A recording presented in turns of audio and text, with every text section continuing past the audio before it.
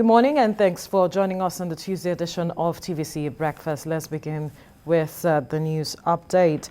The Nigeria Center for Disease Control has reported 393 new cases of COVID-19, taking the country's total number of cases to 202,191. The Federal Capital Territory recorded 121 new cases, followed by Lagos with 86 new infections, while Edo had 70 new cases.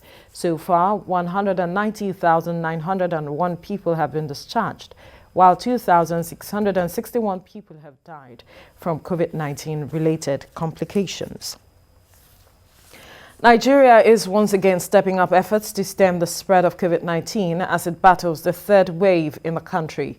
The country has again barred travelers who have stayed or visited certain countries in the last 14 days from entering the country. The affected countries are Brazil, South Africa, and Turkey. The new regulation does not apply to passengers who transited through these countries. And in new changes to its international travel rules, the United Kingdom says it would consider vaccinated travelers from Nigeria, South America, UAE, India, Turkey, Jordan, Thailand, Russia, and other African countries unvaccinated from 4 a.m. on Monday, October the 4th. Well, joining me in the studio to discuss this is Executive Director, Health Emergency Initiative, Pascal Achunine. Good morning and thank you for joining us at TVC Breakfast. Thank you. Good morning. Thank you for having me. Good morning, Nigerians. Right. And viewers. Right. Now, this development coming from the UK came as a rude shock to a lot of persons, or surprise, because we know that the UK had donated vaccines to a majority of African countries, and now it is coming up with a stance that it is going to consider persons vaccinated from these same countries it donated to as unvaccinated. And I'm wondering if you make a sense of this position that the UK is, putting forward. It's shocking and very, very inconsistent with what is happening in other parts of the world, other jurisdictions, because on one hand, the United States has also opened up its space to vaccinated persons, relax the restrictions, and that these countries highlighted by UK, we are not excluded from those that could travel to the United States. So it's a very strange development. And there was no reference that the quality of vaccines used in these countries are different from the ones that were used elsewhere in the world, including the UK. So we have the vaccines that are commonly used in Nigeria, for instance, as a case study. We have Moderna, we have Johnson & Johnson, we have AstraZeneca, and those are also vaccines that are certified by WHO, certified by CDC and other regulators. So they meet minimum requirements of a vaccine, and they were not even produced in Nigeria. They were actually, like you said, some of them came from the UK. So it's a very strange development that could also create some diplomatic discomfort. Let me use that. How do you mean?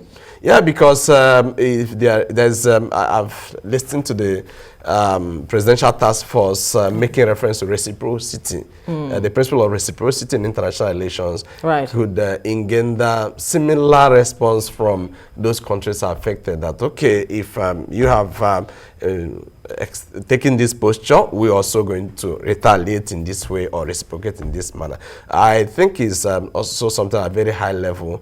Immediate discussion would at high level should be embarked on, because we are beginning to see a dispensation where even the hesitancy is. I was in one of the centers last week, and I saw that the number of Nigerians that are embracing the vaccine is on the increase. And so at the time that the world economy, the global international relations is beginning to pick up again, this is not a very, very comforting signal from the UK. But there are those who are also saying that perhaps because of our documents, the documentation, that there seems to be some corruption. There are talks about some persons buying the cards just as a proof. There are those who do not want to take the vaccine, and then they find a way to get the cards. And so when they are when they have been checked and it is found out that perhaps they didn't take the vaccine and all of it, this is why, you know, the country is taking this position. I mean, do you also see that as a factor here?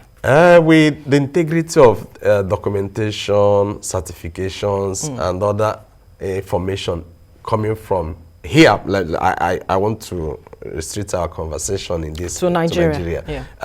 Is not very, very, we can't vouch for it. So integrity can be questioned. But there are also other measures that can be used up until now. If travelers from the red zones in the UK, going to the UK are meant to stay for 10 days, quarantine for 10 days before they could. So those are measures that can, okay, if someone is presenting a vaccine card or information that you've been vaccinated, so there could be a middle way between those who have not taken the vaccine at all and those who present those information, and you are not certain that those information are genuine. So you can introduce 1-2 other measures to reinforce, to protect your own system. But going this length is too extreme.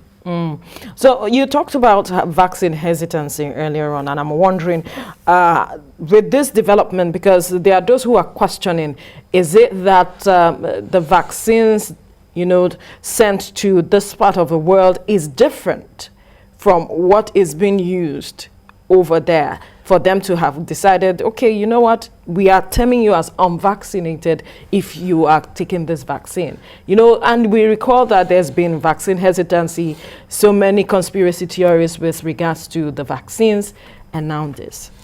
There has been no record of any African country that invented, produced, and distributed vaccine, especially in Nigeria. And all the vaccines received so far have either been coordinated by the African Union and some agencies or WHO. The WHO has been in the loop. So there has been no instance of any entity working in locations. Even in places, I've also seen references to China, Russian vaccines. There are some, the West particularly wants to have a different level of validation for it, different from the ones coming from the West. But it's strange that I see it as really strange that the UK that knows that these vaccines were not invented there, they came from the West, and the WHO protocol was incorporated before they got here. It's strange that they will be making this kind of, if they're acting based on such, then it will also make people, those who are beginning to doubt about issues around the vaccine, to begin to probe more. Let me use the word probe more. Absolutely. But many of us have taken the vaccine, and what the vaccine that have been administered there is the same, or most of them are virtually the same that they use in the US, and about 60% of the US population have been vaccinated.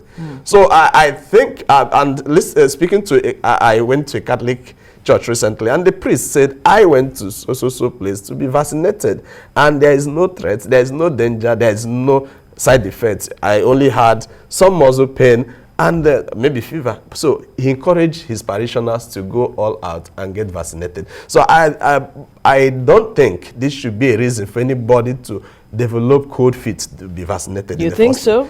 Based on what we have empirically seen. Because if there is any information that is contrary to this, it should be brought to the public domain. And I have seen persons, young and old, who have taken these vaccines, and they are not scared about its consequences. Yeah, all right.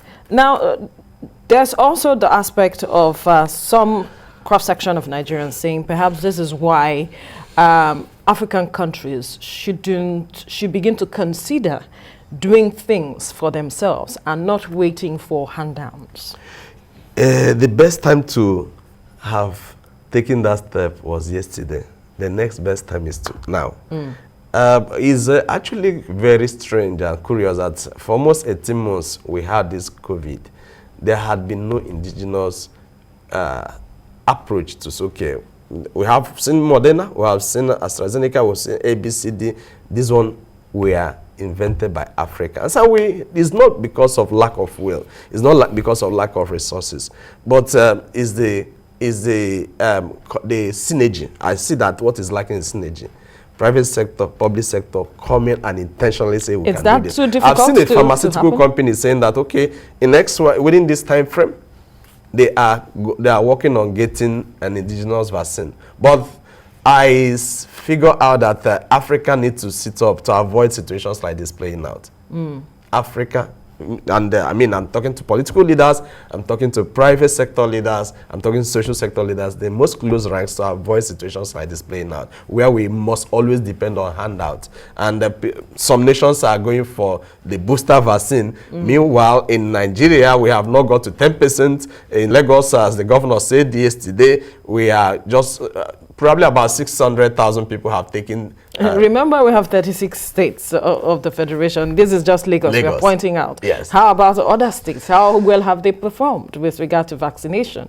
That's also the question. The consciousness that there is even a pandemic, if you go up country, it's remote. Most people don't even reckon with it. So there has to be enlightenment. And one of the areas that I feel is critical is that community pharmacists, patent medicine dealers, they should be brought into the ecosystem in disseminating the information that this thing is for the good of the society and not that it would affect somebody's potency or have other effects as being banded. So do you think that WHO will wade into this matter?